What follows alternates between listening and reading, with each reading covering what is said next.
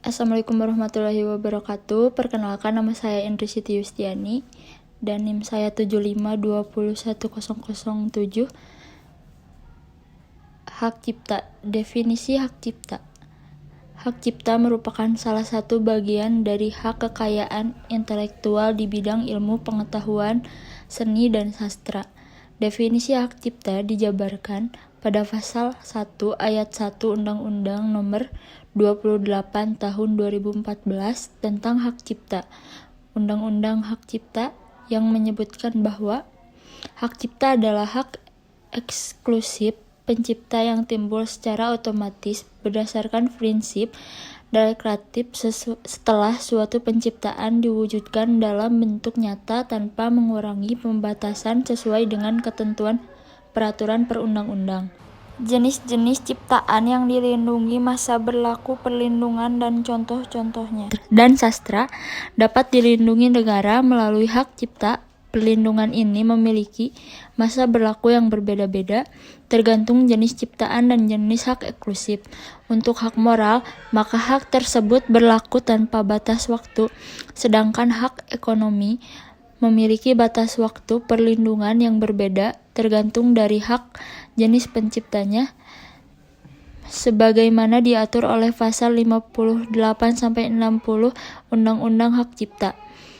Ciptaan dengan hak cipta seumur hidup ditambah 70 tahun perlindungan di atas ciptaan yang tercantum dalam pasal 58 ayat 1 Undang-Undang Hak Cipta berlangsung selama penciptaan hidup dan akan berlangsung selama 70 tahun setelah pencipta meninggal.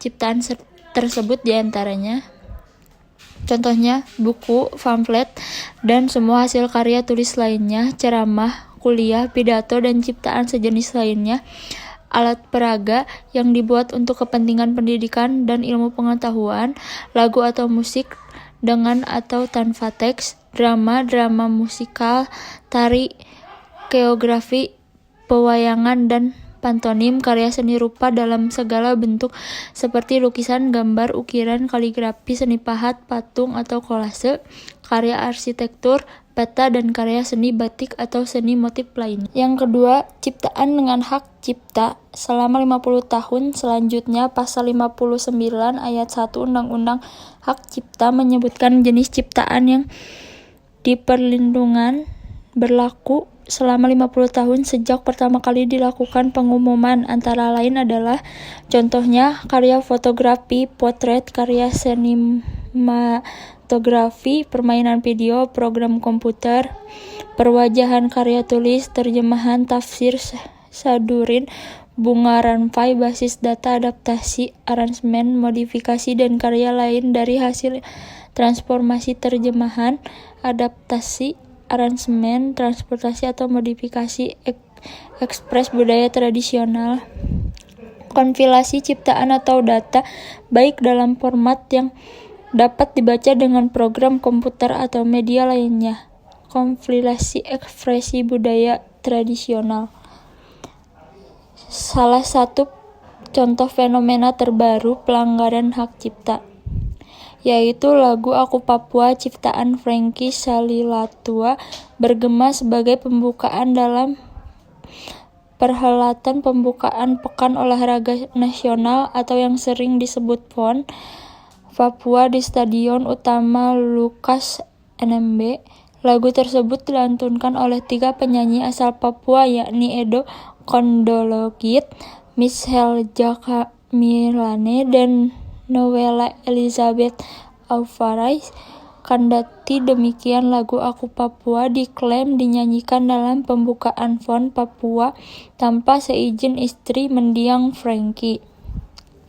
Harwantinagrum.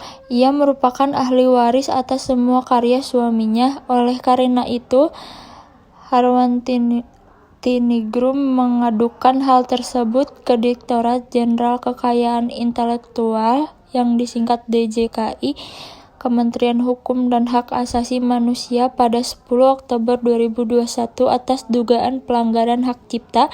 Kuasa hukum Harwantinigrum Igor Renjana berujar semua itu berasal saat kliennya menyaksikan secara langsung pembukaan PON Papua melalui kanal YouTube Sekretariat Presiden. Kami adukan karena alasan mereka menggunakan lagu Aku Papua tanpa izin dan dari ahli waris, kata Igor.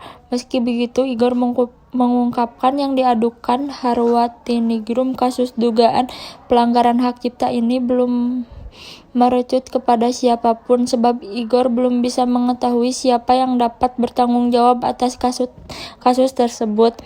Dan pendapat saya tentang pelanggaran hak cipta di atas, menurut saya itu benar adalah pelanggaran hak cipta karena yang memakai lagu tersebut tidak melakukan izin terlebih dahulu, jadi itu menjadi kasus pelanggaran hak cipta, dan istrinya pun tidak salah karena memang itu semua sudah diwariskan kepada istrinya oleh suaminya, yaitu seorang pencipta.